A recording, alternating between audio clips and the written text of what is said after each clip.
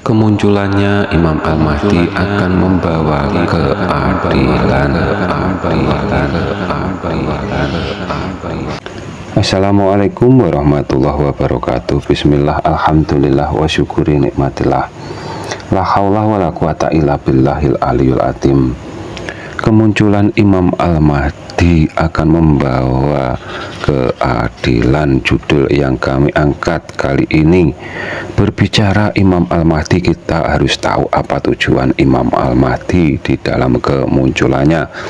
Kalau tidak tahu kemunculannya, tujuannya untuk apa, bila bercerita tentang beliau, dan mungkin yang bercerita malah di posisi sebaliknya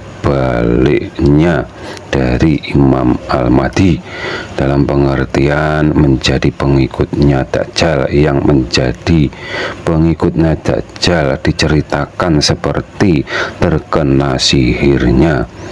Yang dimaksud dengan sihirnya Dajjal itu bukan seperti sihir pada umumnya, karena kesemuanya itu cuma bahasa kias saja, dan di setiap berakhirnya zamannya semua para nabi selalu ada yang digambarkan sebagai atau seperti Dajjal, dalam pengertian yang disebut Dajjal yang sebenarnya itu bagi mereka yang membelokkan tauhid yang diajarkan nabinya.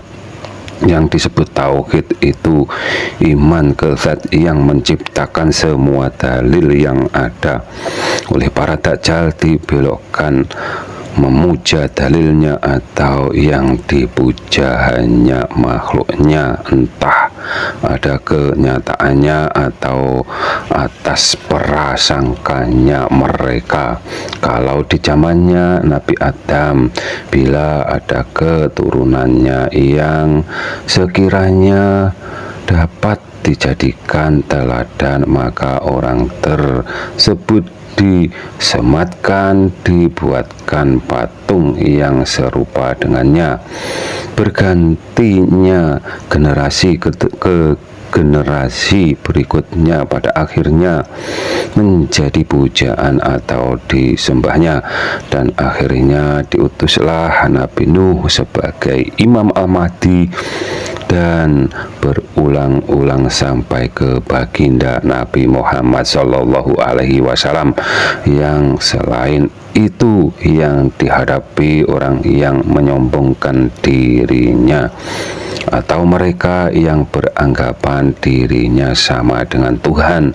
Bedanya zaman jahiliyah akhir zaman ini, mereka Tuhannya tidak dipatungkan, akan tetapi digambarkan dalam hati pikirannya mereka sendiri atau pemujanya sendiri.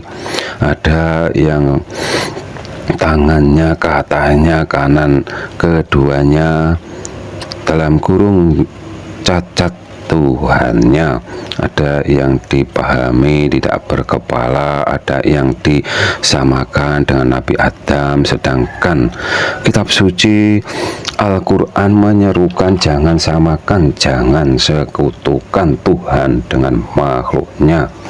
Yang menyelisihi seruan ayat Al-Quran yang akan dihadapi Imam Al-Mahdi seperti yang disabdakan baginda Nabi Muhammad Sallallahu Alaihi Wasallam. Yang dihadapi Imam Al-Mahdi dengan yang dihadapi beliau baginda Nabi Muhammad Sallallahu Alaihi Wasallam sama, dan orangnya yang menyombongkan diri seperti bangsa Yahudi, atau yang merasa sama dirinya dengan Tuhannya.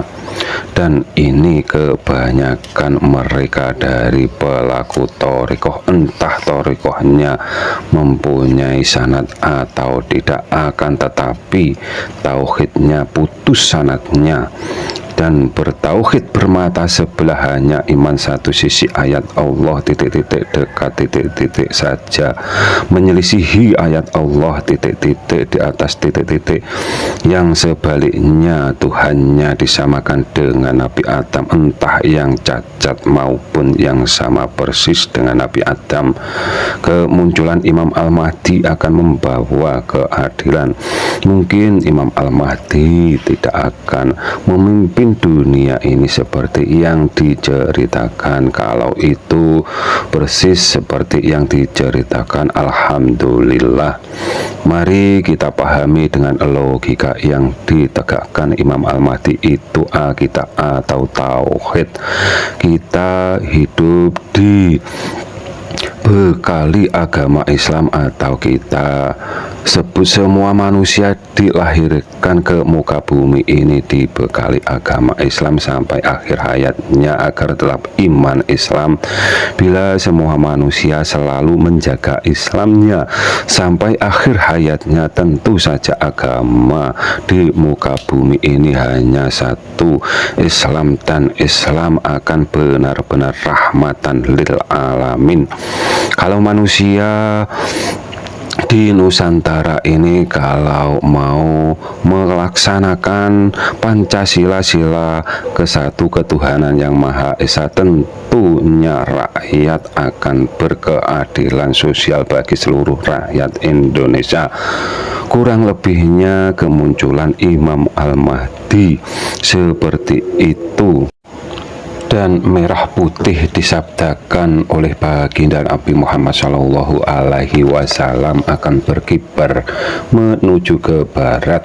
Bukan berarti cuma kain merah dan putih yang dijahit menjadi satu dan dibawa ke barat sana saja.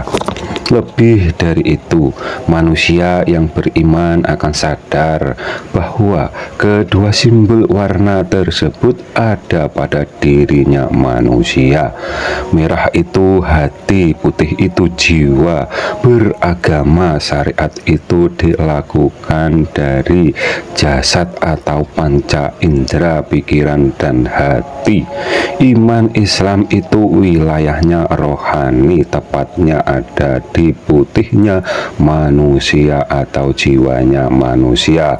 Dan yang dibekali agama Islam itu ruhnya manusia atau yang disebut sebagai simbol hijaunya manusia.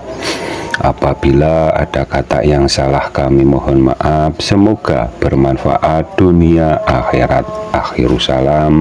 Wassalamualaikum warahmatullahi wabarakatuh.